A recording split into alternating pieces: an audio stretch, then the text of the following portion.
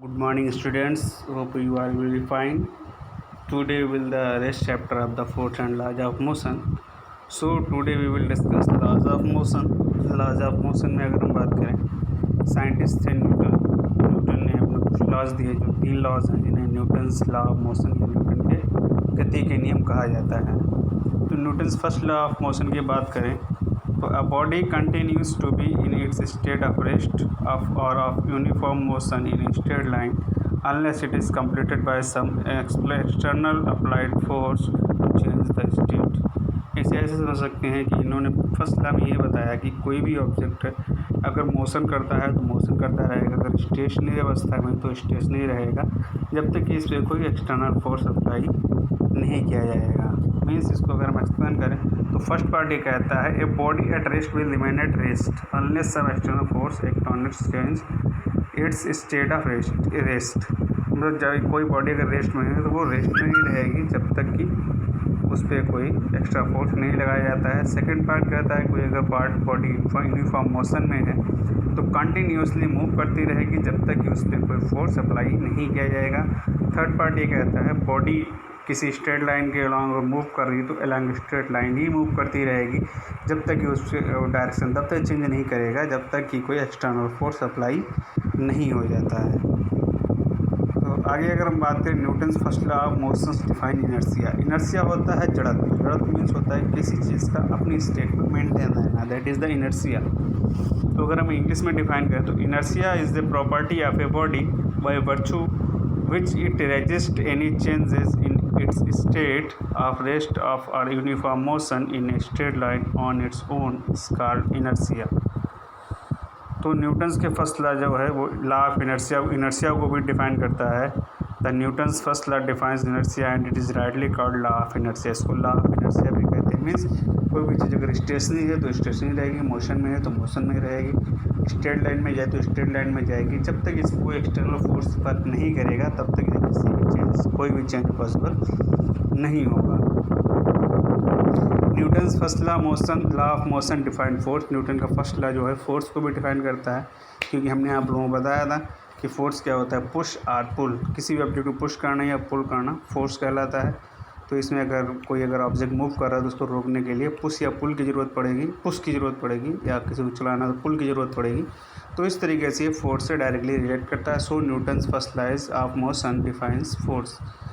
Next बात है inertia and mass. Do all the bodies have the same inertia from our common experience. अगर हम common experience की बात करें, भारी अगर ऑब्जेक्ट है तो उस पर ज़्यादा फोर्स लगाना पड़ेगा उसे मूव कराने के लिए। लाइट ऑब्जेक्ट है तो उस पर कम फोर्स लगाना पड़ेगा मूव कराने के लिए। तो इस तरीके से हम ये कह सकते हैं mass is a measure of the inertia of body. Means अगर हम इसको ऐसे एक्सप्लेन करें कि inertia of body is measured by its mass. Means heavier body have the greater inertia comparison the easier mass body require less force. तो इस तरीके से जो हल्की बॉडी होगी उसको कम फोर्स की जरूरत पड़ेगी, भारी बॉडी होगी तो उसको ज़्यादा फोर्स की जरूरत पड़ेगी। मीन्स भारी बॉडी होगी उसमें इनर्शिया ज़्यादा होगा, जो हल्की बॉडी होगी उसका इनर्शिया कम होगा। नेक्स्ट अगर हम बात करें प्रॉपर्टी, इसका एक्सप्लेनेशन की मर्ज है कि आप उसको एक क्लास दे सकते हैं, क्लास पर रखता रखिए या आपने उसको सकता है 7th 8th में एक्सपेरिमेंट पढ़ा भी हो, उस पर एक कॉइन रखें, सडनली क्या करें गत्ते में हल्के से स्ट्राइक करें फिंगर से तो क्या गत्ता आगे निकल जाता है और जो कॉइन होता है वो गिलास में गिर जाता है। तो टाइप ऑफ इनर्शिया और एग्जांपल्स की बात करें अगर इसमें तो इनर्शिया ऑफ ये 3 टाइप्स का होता है। Inertia of rest, inertia of motion, inertia of direction. Inertia of rest की बात करें विद एग्जांपल तो ए passenger a bus tends to fall backward when the bus start suddenly. तो इनर्शिया ऑफ रेस्ट का मतलब कोई बॉडी अगर रेस्ट में है तो रेस्ट में ही रहेगी, मैंने आपको भी बताया। लेकिन अगर सपोज दैट कोई भी बस में अगर कोई पैसेंजर खड़ा हुआ है, ठीक है, तो वो क्या खड़ा रहेगा। लेकिन अगर बस अचानक से चलती है तो क्या होता है, पैसेंजर जो होता है पीछे की तरफ गिर जाता है। ऐसे में क्या होता है कि बॉडी तो उसकी रेस्ट में है लेकिन बस चल दे रही है तो बॉडी उसके साथ मूव नहीं हो पाती है, जिसकी वजह से पैसेंजर पीछे की तरफ गिर जाता है। तो इस तरीके से bullet fire again glass window make a hole but a glass pane is cracked. अगर किसी बुलेट से अगर हम किसी कांच में शूट करें तो एक होल बन जाता है, वही अगर पत्थर ड्रॉप आउट करें तो पूरा शीशा क्या होता है, क्रैक हो जाता है। इसी तरीके से ये आपके ट्रीज़ जो हैं, ट्रीज़ को थोड़ा सा शेक करने पे क्या होता है, सारे फ्रूट्स नीचे आ जाते हैं। इन सब के पीछे इनर्शिया ऑफ रेस्ट ही एप्लीकेबल है। नेक्स्ट होता है inertia of motion. Inertia of motion में भी वही चीज़ है। A passenger of a moving bus tends to less forward when the stop suddenly. Suppose that आप चलती हुई बस में जा रहे हैं, एकदम से गाड़ी ब्रेक लेती है तो क्या होता है, सभी लोग क्या होते हैं, आगे की तरफ भाग पड़ते हैं। ये है इनर्शिया ऑफ मोशन। दूसरा क्या है, a person jumping out A moving बस में फॉल फॉरवर्ड। अगर कोई चलती हुई गाड़ी से उतरे तो क्या हो जाता है, वो आगे की तरफ ही भागता हुआ चला जाता है। तो ये भी law of inertia of motion के लिए रिस्पॉन्सिबल है।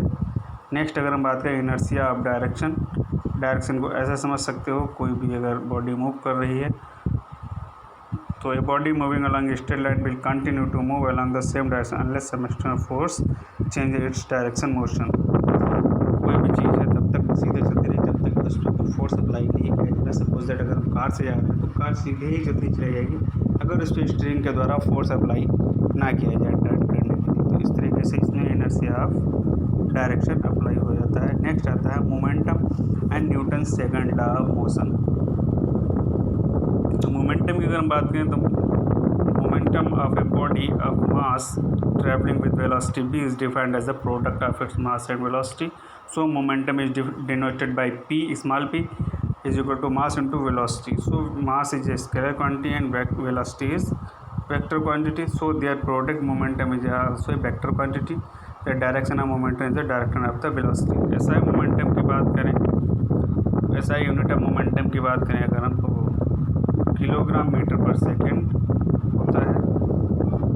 तो रेट, तो इसमें अगर हम बात करें Newton second law of motion, the rate of change of momentum of body is directly proportional to the applied unbalanced force using direction of the force. Mathematical अगर फार्मूला डेरिवेशन की बात करें तो ये होता है F equal to m into A. ठीक है, तो इसमें अगर हम एक्सप्लेनेशन देख सकते हैं, आप ऐसे समझ सकते हैं।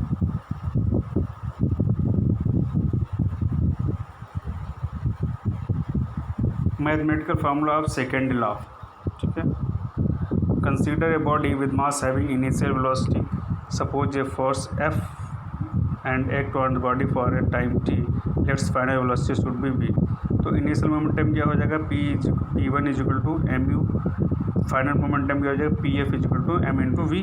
तो चेंज इन मोमेंटम क्या होगा, final momentum minus initial momentum, तो mv minus mu, m common हो जाएगा तो v माइनस u आ जाएगा, m ब्रैकेट में v माइनस u। तो rate of change in momentum आपको क्या शो करेगा, change in momentum equal to change in momentum upon time taken. तो M V minus U upon T, equation 1। अभी हमने पिछले चैप्टर में पढ़ा था v बराबर यू प्लस ए टी, तो यहाँ से ए क्या निकल के आ जाएगा v minus U upon T.